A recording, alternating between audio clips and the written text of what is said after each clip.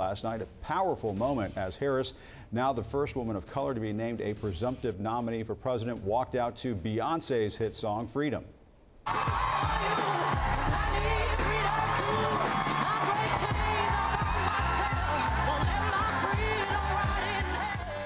That song became an anthem for the Black Lives Matter movement in the wake of George Floyd's murder, and CNN is learning that Beyonce quickly gave her permission to use it just hours before Harris's speech, her candidacy sparking an outpouring of electric support from Black Americans. Last night, thousands of black men joined an organizing call to mobilize.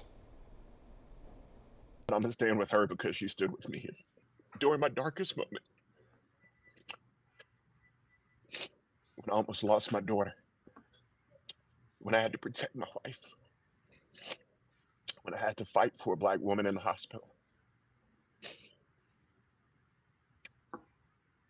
And so now it's my turn.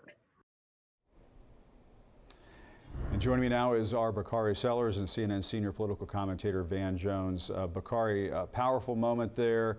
I do want to ask you, because a few days ago you and I were talking about all of this, and you were saying, if the Democrats are thinking about getting rid of Joe Biden, they better not pass over Kamala Harris as the party's nominee. That is what is happening right now. What has that meant for the party?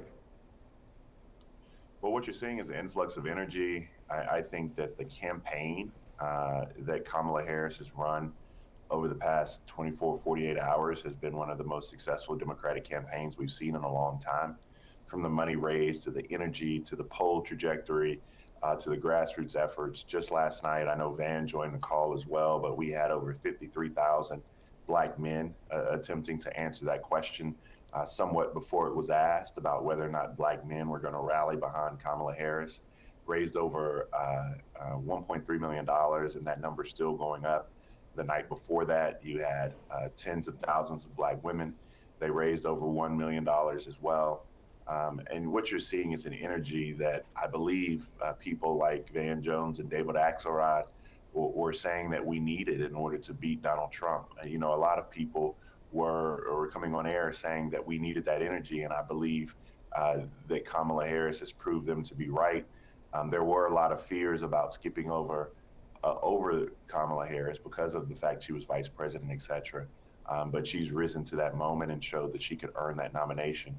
And so we're here. It's history versus yesterday. And that's what this race is now about.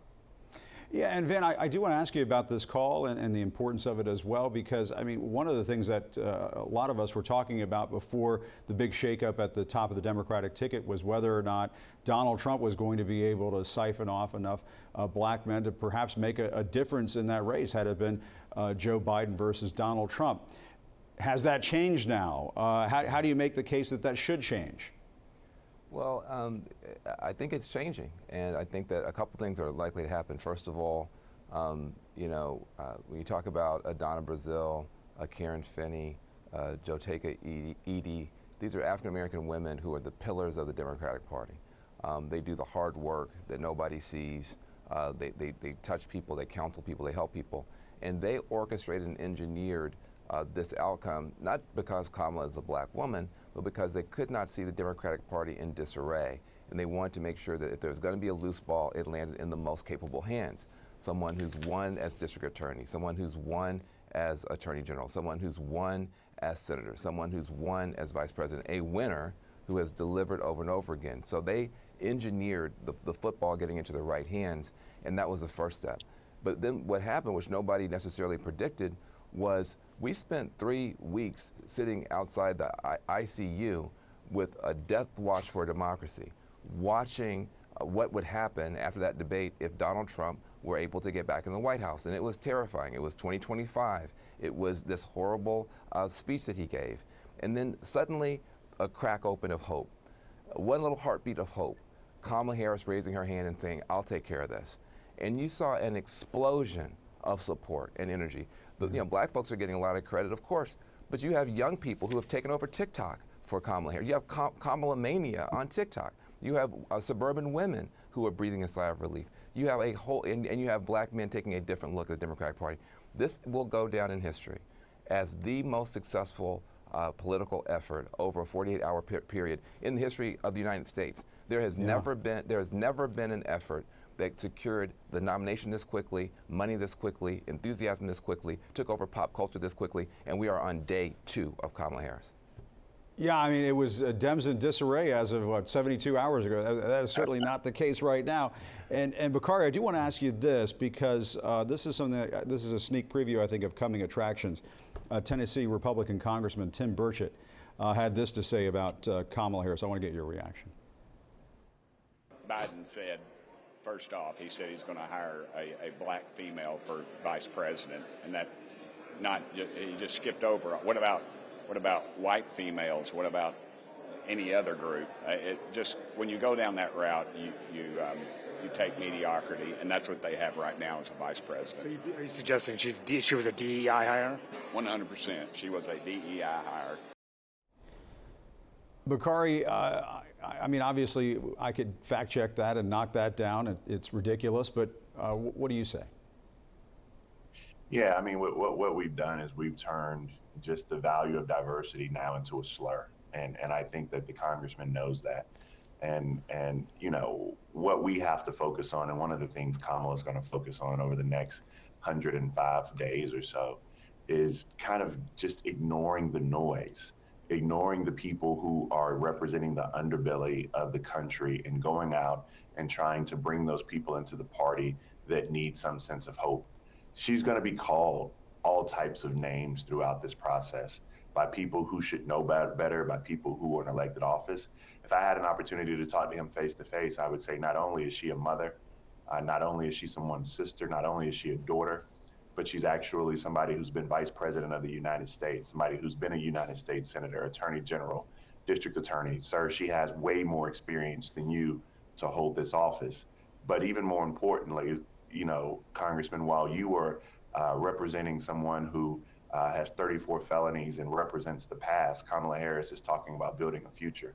She's going to get all of the incoming. I'm not sure, Jim, and I'd love to hear Van. I don't know if we have enough time, but I'm not sure that people are really prepared to see what this campaign is going to be and the depths of hell that many Republicans are going to go to sully the spirit and soul of Kamala Harris, not knowing that she's a fighter the way she is.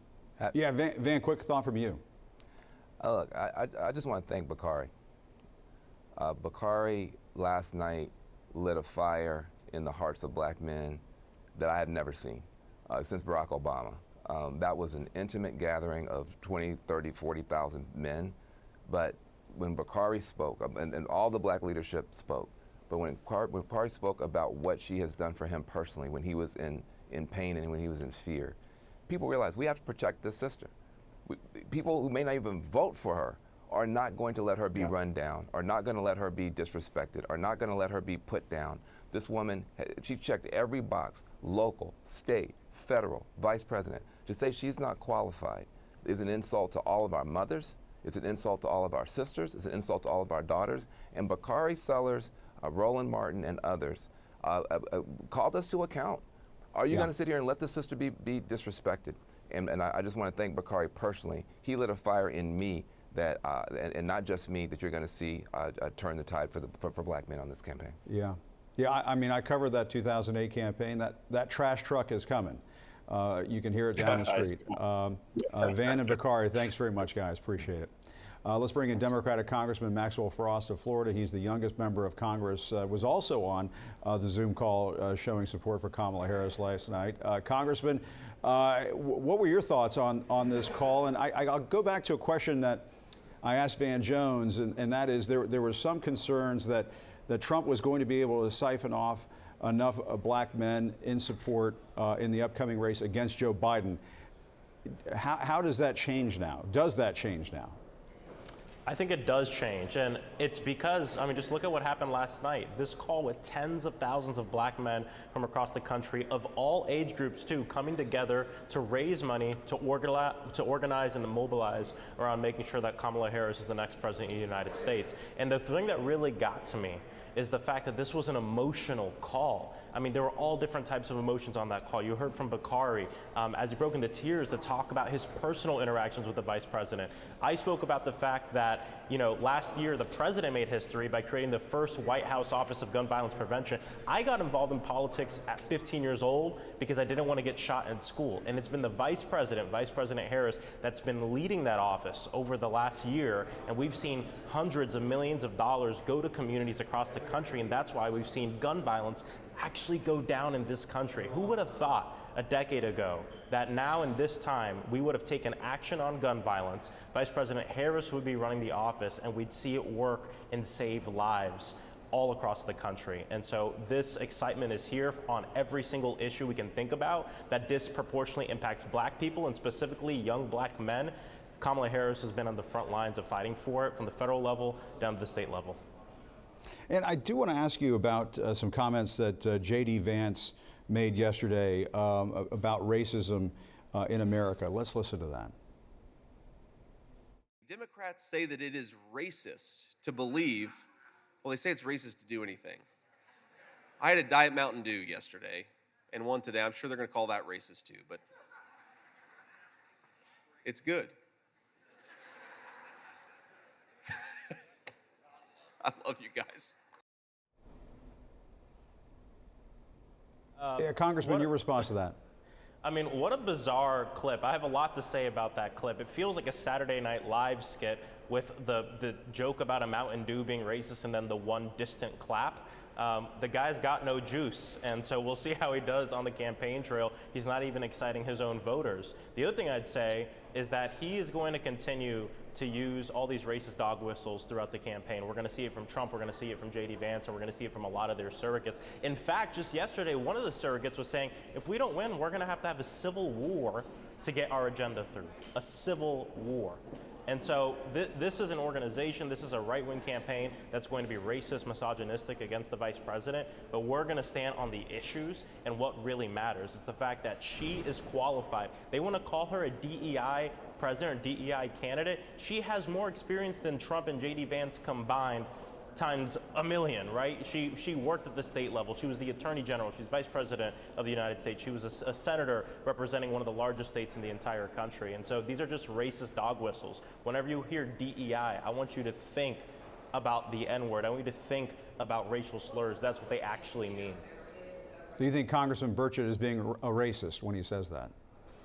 I have a good relationship with the congressman. I think sometimes, though, he does use rhetoric that is racist. And whether people know it's racist or not, I'm here to tell them that is racist, and I hope they won't use that rhetoric anymore.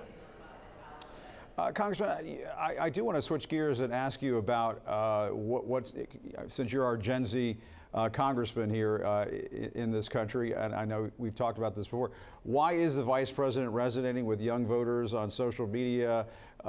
We're seeing talk of coconut trees and even brat. Do you know what brat means? I had to look it up. I do know what brat means, and if anyone's interested, you just got to go listen to that Charlie XCX album, and then you'll understand it. But you got to listen to the music first. You can't read about it. But you know, the other thing I tell people is what we're seeing is a really classic example of when pop culture really gets intertwined with the politics, and it takes a special kind of candidate and a special kind of leader to inspire that. It has to be organic. You can't make it happen. And in fact, the matter is actually over the last several weeks, we've seen this happening on TikTok and social media little by little as Gen Z's really grappled around Kamala Harris, her record, and are excited about her. And so whether it's coconut trees or talking about Brad or whatever, the message is getting across to millions, probably tens of millions of young people across the entire country and across the entire world. And I think that's really inspiring. This is how we bridge the gap between cool and consciousness. And that's happening right now in this campaign. All right, Congressman Maxwell Frost, thanks very much for your time. Our thanks to Van and Bakari as well. Great conversation.